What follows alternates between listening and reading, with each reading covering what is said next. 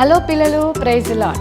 Welcome to kids story time. పిల్లలు, ఈరోజు లెసన్కి మీరు అందరూ రెడీగా ఉన్నారు కదా? Let's start. ఒక పెద్ద ఫారెస్ట్ ఉంది పిల్లలు. ఆ ఫారెస్ట్లో చాలా వైల్డ్ యానిమల్స్ ఉన్నాయి. అందులో ఒక పెద్ద ఎలిఫెంట్ ఉంది.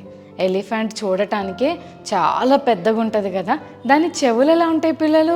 అమ్మో, పెద్ద పెద్ద ఇయర్స్, పెద్ద ట్రంక్. దాని కాళ్ళు అయితే ఇంత ఉంటాయి కదా. ఆ హెవీ యానిమల్ ఎలిఫెంట్. ఆ ఫారెస్ట్లో ఒక నది ఉంది పిల్లలు.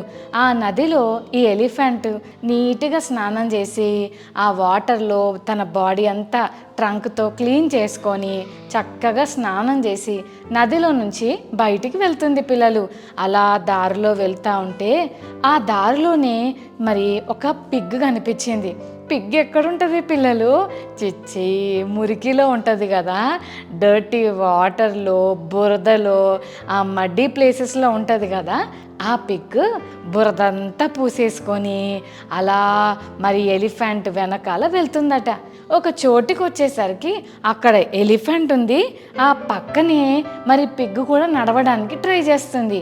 వెంటనే ఎలిఫెంట్ ఏం చేసిందంటే సైలెంట్గా పక్కకు జరిగి అలాగే ఈ పిగ్ని చూస్తుంది పిల్లలు.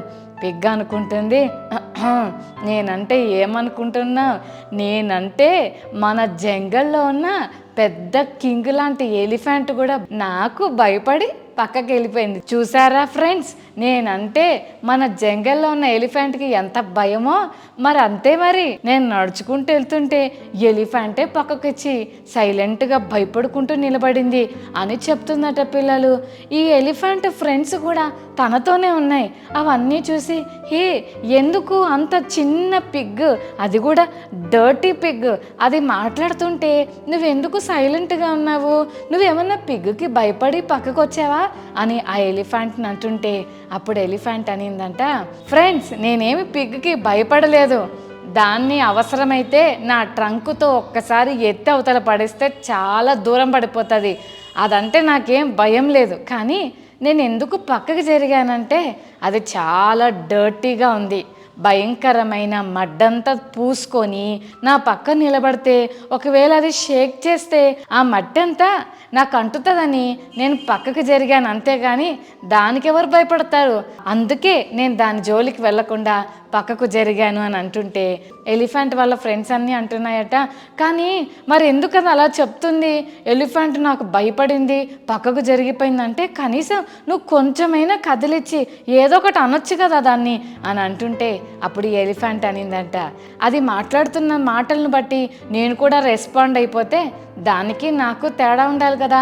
అందుకని ఆ మురికి నేను అంటించుకోకుండా ఉండాలంటే తప్పకుండా ఆ విషయాల్లో నేను ఎంత రెస్పాండ్ అవ్వకపోతే అంత మంచిది అని నేను పక్కకు జరిగాను అనిందట. నిజమే కదా పిల్లలు. మరి అంత పెద్ద ఎలిఫెంట్ పిగ్కి ఏం భయపడలేదు, కానీ ఆ మురికి ఎక్కడ తనకు అంటుతుందో అని పక్కకు జరిగి జాగ్రత్త పడింది. ఎందుకంటే అప్పుడే ఆ ఎలిఫెంట్ మంచిగా స్నానం చేసుకొని వచ్చింది. నిజమే, ఈ లోకంలో చాలా డర్టీ థింగ్స్ ఉన్నాయి పిల్లలు. భయంకరమైన పాపం ఈ లోకంలో ఏలుతుంది. ఎన్నో bad habits, bad friendship, bad videos, bad words, bad actions ఈ లోకంలో చాలా కనిపిస్తున్నాయి పిల్లలు. మరి యేసయ్య రక్తముతో మనం కడగబడిన వారమై ఎలిఫెంట్ ఎలాగైతే పక్కకు వెళ్ళి ఈ మురికిని అంటించుకోకుండా జాగ్రత్త పడిందో మనం కూడా పాపం యొక్క ఇన్ఫ్లుయెన్స్ మన మీద పడకుండా మనం కూడా చాలా కేర్ఫుల్గా ఉండాలి. ఎవరైనా మనల్ని హర్ట్ చేస్తే వెంటనే వాళ్ళని హర్ట్ చేయడం మంచిది కాదు పిల్లలు. ఈ ఎలిఫెంట్ ఎందుకు అంత గొప్పదానిగా ఇంకా ఎందుకు అంత క్లీన్గా ఉండగలిగింది అనంటే ఆ పిగ్తో మరి ఎటువంటి గొడవలు పెట్టుకోకుండా ఆ మురికి తనకు అంటకుండా జాగ్రత్త పడింది. ఒకవేళ పిగ్ అన్న మాటను బట్టి ఎలిఫెంట్కు బాధ అనిపించినా రెస్పాండ్ అవుతే ఆ మురికి ఎక్కడ తనకు అంటుతుందో అని కొంచెం ఓర్చుకుంది. ఆ తర్వాత మరి అసలు విషయం చెప్పింది. నిజమే కదా. మరి మనం కూడా ఈ లోకంలో ఉంటున్నాం. భయంకరమైన పాపం అనే మురికి ఈ లోకమంతా ఉంది. మరి ఈ మురికి మనకు అంటకుండా ఉండాలి అంటే యేసే రక్తంతో మనం కడగబడి ప్రత్యేకంగా జీవించేవారిగా ఉండాలి. ఓకేనా చిల్డ్రన్? బైబిల్ గ్రంథంలో కూడా ఒక గొప్ప రాజు ఉన్నాడు. అతని పేరు దావీదు. మీ అందరికీ తెలుసు కదా, కింగ్ డేవిడ్. ఈ దావీదుకు ఒక కొడుకున్నాడు. ఆ కొడుకు పేరు అబ్షాలోం. సడన్గా అబ్షాలోము వాళ్ళ డాడీకి అగెయిన్స్ట్గా లేచి కింగ్ అయిపోవాలని అనుకొని డాడీకి చెప్పకుండా దూరం వెళ్ళిపోయి కొంతమందిని ఫ్రెండ్స్ని తీసుకొని రాజులాగా పట్టాభిషేకం చేసేసుకొని అందరికీ చెప్పుకుంటూ వచ్చాడు, నేనే కింగ్ని, ఇప్పటి నుండి మిమ్మల్ని అందరినీ పరిపాలించే రాజుని నేనే, కింగ్ అబ్షాలోం. డేవిడ్ ఎప్పటికీ రాజు కాడు, నేనే కింగ్ని అని చెప్పి అందరి దగ్గర ప్రకటించుకుంటూ వచ్చేసరికి అందరూ అబ్షాలోం రాజుకి జై, అబ్షాలోం రాజుకి జై అని కొడుతున్నారు పిల్లలు. ఈ విషయం సింహాసనం మీద ఉన్న రాజైన దావీదుకు తెలిసింది. అమ్మో, ఎవరో బయట రాజులు నాకు వ్యతిరేకంగా లేస్తే నేను వాళ్ళని చంపగలనేమో, కానీ నా ఇంట్లో ఉన్న నా కొడుకే మరి నాకు వ్యతిరేకంగా చేస్తే నా బిడ్డని నేను ఎలా చంపుకోగలను, అతనికి వ్యతిరేకంగా నేను ఏం చేయగలను అని చెప్పులు లేకుండా దావీదు కొండల్లోకి పారిపోయారు పిల్లలు. అలా పారిపోతుంటే చాలామంది దావీదుతో వచ్చేసారు పిల్లలు. మాకు దావీదు అంటే చాలా ఇష్టం, దావీదు మాకు ఎన్నో కష్టాల్లో ఆదుకున్నాడు కాబట్టి మేము ఎప్పుడు దావీదుని విడిచిపెట్టాం, కష్టమైన నష్టమైన దావీదుతోనే ఉంటామని వాళ్ళందరూ దావీదును వెంబడించారు. చెల్లి తమ్ముడు, చాలాసార్లు మనం కూడా ఫ్రెండ్షిప్ చేస్తాం. ఈ ఫ్రెండ్షిప్లో మనకి ఎవరి దగ్గర నుంచైనా ఏదైనా వస్తుందంటే థిక్ ఫ్రెండ్స్ అయిపోతాం. కానీ మన నుంచి ఏదైనా ఇవ్వాలంటే కష్టం రా, సారీ రా, మా ఇంట్లో మా మమ్మీ ఒప్పుకోదరా, మా డాడీ తిడతాడరా, నా వల్ల కాదురా అని మనం ఏదైనా చేయాలంటే చాలా ఇబ్బంది పడుతుంటాం. అంతేకాదు, హ్యాపీ టైమ్స్లో మనం ఫ్రెండ్స్గా ఉండటానికి ఇష్టపడతాం, కానీ కష్ట సమయాల్లో బాధ సమయాల్లో కూడా నిజంగా ఫ్రెండ్స్ అయితే ఆ సమయాల్లో కూడా సపోర్ట్ చేస్తారు కదా పిల్లలు. దావీదు అలా పారిపోతా ఉంటే చాలామంది దావీదు వెనకాల పరిగెత్తుకుంటూ వస్తున్నారు. దావీదు అన్నాడు, మీరు ఎందుకు నాతో వస్తున్నారు, మీరు వెళ్ళిపోండి, మీ ఇంటికి వెళ్ళిపోండి అంటే, లేదు దావీదు, నిన్ను వదిలిపెట్టి మేము ఉండలేము, కష్టమైన నష్టమైన మీతో మేము ఉంటామని చెప్పి దావీదును ఫాలో అయ్యి వెళ్ళిపోతూ ఉన్నారు పిల్లలు. దావీదు ఆ కొండల్లో పారిపోతుంటే బహురీము అనే ఒక ప్లేస్ వచ్చింది పిల్లలు. ఆ ప్లేస్ దగ్గరికి వెళ్ళేసరికి షిమి అనే ఒక వ్యక్తి ఉన్నాడు. ఆయనకైతే ఎంత కోపం వచ్చిందో దావీదుని చూస్తే. ఎందుకంటే దావీదు కంటే ముందున్న రాజుకు మరి షిమి చాలా క్లోజ్. అందుకని చాలా పగబెట్టుకొని, నీకు మంచిగా అయింది, నీకు ఇట్లాగే కావాలి, చీ నీ లైఫ్ చూడు ఎంత వర్స్ట్గా ఉందో, నువ్వు సౌలుని నువ్వే చంపించావు, నీ వల్లే సౌలు చచ్చిపోయాడు, ఇప్పుడు మంచిగా అయింది, నీ కొడుకు అబ్షాలోమే నీకు వ్యతిరేకంగా లేచాడు కదా, మీ కొడుకే నీకు పోటీకి వచ్చాడు, మంచిగా అయింది, నీకు ఇట్లాగే కావాలి అని శపించడం మొదలుపెట్టాడు పిల్లలు. ఎప్పుడైతే దావీదును కర్స్ చేస్తున్నాడో దావీదు చుట్టూన్న వాళ్ళందరికీ ఎంత కోపం వచ్చిందో. దావీదు చెప్పు, చంపేద్దామా, రాళ్ళతో కొడదామా, చంపేద్దామా అని చెప్పి చుట్టుపక్కన వాళ్ళందరూ కూడా దావీదుని అంటుంటే దావీదు అన్నాడు, వద్దు, అతన్ని ఏమనకండి, అతను ఎన్నన్నా తిట్టుకొనివ్వండి, అతన్ని ఏమనొద్దు, దయచేసి లీవ్ హిమ్, వదిలేయండి అని చెప్పాడు పిల్లలు. అందరు అలా ఓర్చుకున్నారు. కొంతకాలం అయిన తర్వాత అబ్షాలోము దావీదుకు వ్యతిరేకంగా లేచాడో ఆ అబ్షాలోము అన్న దావీదుని అంటే ఓన్ ఫాదర్ని చంపడానికి తన ఫ్రెండ్స్ తోటి సైనికులతోటి బయలుదేరి వస్తున్నాడు పిల్లలు. ఎంత సాడ్ థింగో కదా. అమ్మ నాన్నల్ని ప్రేమించాలి పిల్లలు, మమ్మీ డాడీ చెప్పిన మాట వినాలి, కానీ మమ్మీకి వ్యతిరేకంగా డాడీకి వ్యతిరేకంగా మనం జీవించడం ఎంత బ్యాడ్ థింగ్. చాలామంది పిల్లలు మరి ఫ్రెండ్స్కి రిలేటివ్స్కి మమ్మీ గురించి డాడీ గురించి బ్యాడ్గా చెప్తారు పిల్లలు. అది ఎంత రాంగ్ కదా. ఆంటీ మా మమ్మీ అస్సలు పెట్టదు ఆంటీ, నాకు బట్టలు కొనేదా ఆంటీ, మా మమ్మీ నాకు అసలు ఫుడ్ పెట్టదు ఆంటీ, ఆంటీ మా డాడీ నన్ను అస్సలు ప్రేమించాడు ఆంటీ, మా డాడీ అంటే నాకు అస్సలు ఇష్టం లేదా ఆంటీ అని మీ మమ్మీ గురించే మీ డాడీ గురించే వేరే వాళ్ళకి రాంగ్గా చెప్తే ఎంత బ్యాడ్ కదా పిల్లలు. మనం మమ్మీ డాడీ గురించి మనం ఎప్పుడు బెస్ట్గా చెప్పాలి. చూడండి, అబ్షాలోము అన్న వాళ్ళ సొంత డాడీకి వ్యతిరేకంగా లేచి మా డాడీని చంపేస్తా అని లేచాడు పిల్లలు. అలా లేచి వస్తుంటే దేవుడు ఊరుకుంటాడా పిల్లలు? అట్లా చేస్తే దేవునికి చాలా కోపం. ఎందుకంటే బైబిల్ చెప్తుంది, నీ తల్లిని నీ తండ్రిని సన్మానించండి అని చెప్తుంది, కానీ మమ్మీని కొట్టండి, డాడీని కొట్టండి, బ్యాడ్ వర్డ్స్ మాట్లాడండి అని అస్సలు చెప్పలేదు.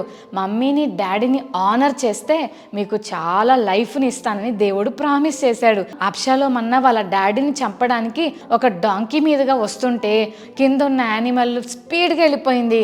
పైన చెట్టుకు అన్న జుట్టు ఇరుక్కుపోయింది. మరి ఆ హెయిర్ చెట్టుకు పట్టేసుకుంటే కింద ఉన్న యానిమల్ పారిపోయింది. గాల్లో వేలాడుతూ కాపాడండి, నన్ను ఎవరన్నా కాపాడండి అని కేకలేస్తుంటే అక్కడున్న యోవాబు అన్న మరి బాణం వేసి అబ్షాలోముని చంపేశాడు. ఎప్పుడైతే అబ్షాలోం చనిపోయాడని దావీదుకు తెలిసిందో చాలా ఏడ్చాడు. యాజ్ ఎ ఫాదర్ మరి కొడుకును ప్రేమిస్తాడు కనుక కష్టపెట్టిన బాధ పెట్టిన ఫాదర్స్ కానీ మదర్స్ కానీ పిల్లలను ప్రేమిస్తారు కనుక వాళ్ళ డాడీ చాలా ఏడ్చాడు.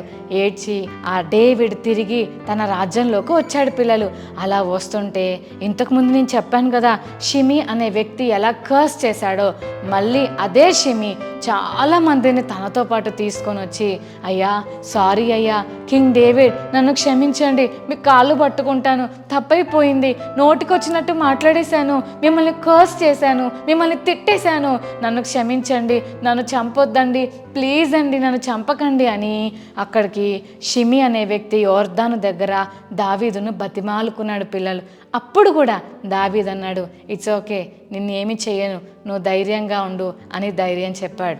ఎవరైనా మనకు వ్యతిరేకంగా మాట్లాడుతున్నప్పుడు వాళ్ళు అన్నారని మనం కూడా అంటే వాళ్ళకి మనకి డిఫరెన్స్ ఉండదు. ఈరోజు లెసన్ ద్వారా మనం ఏం నేర్చుకుంటున్నామంటే మనల్ని ఎవరైనా తిడితే తిరిగి వాళ్ళని తిట్టాల్సిన అవసరం లేదు. అంతేకాదు మనం పాపం చేయడానికి ఎవరైనా మనల్ని ప్రోత్సహిస్తుంటే, ఎవరైనా మనల్ని ఎంకరేజ్ చేస్తుంటే తప్పకుండా ఆ మురికి మనకంటకుండా మనం జాగ్రత్త పడదాం. చెల్లి తమ్ముడు ఎప్పుడైనా వైట్ డ్రెస్ వేసుకున్నారా? వైట్ డ్రెస్ వేసుకున్నప్పుడు రోడ్డు మీద వెహికల్స్ వెళ్తుంటే ఎంత కేర్ఫుల్గా వెళ్తాం కదా.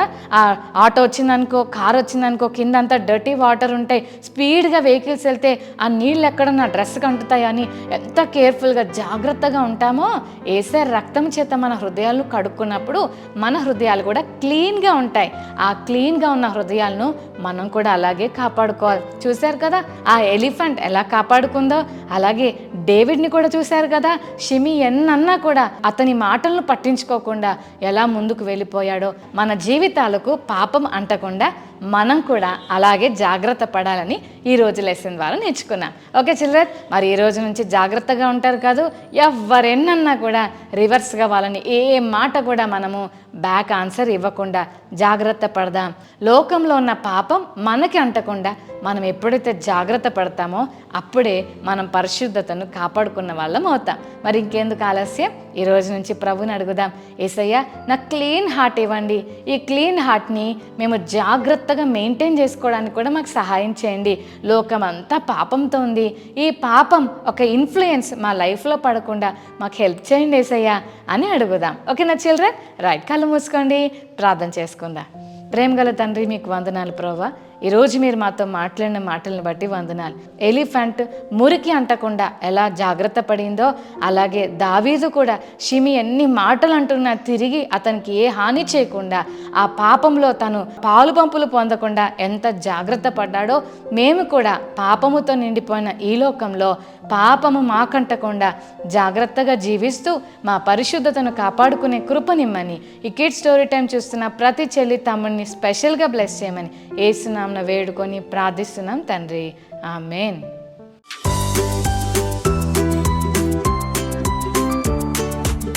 ఓకే చిల్డ్రన్, మరి ఈరోజు మెమరీ వర్స్ నేర్చుకుందామా? సామెతలు 1:10. నా కుమారుడా, పాపులు నిన్ను ప్రేరేపింపగా ఒప్పకుము. ప్రావర్బ్స్ 1:10. మరొకసారి నేర్చుకుందామా చిల్డ్రన్? సామెతలు 1:10. నా కుమారుడా, పాపులు నిన్ను ప్రేరేపింపగా ఒప్పకుము. సామెతలు 1:10. Okay children, God bless you, bye.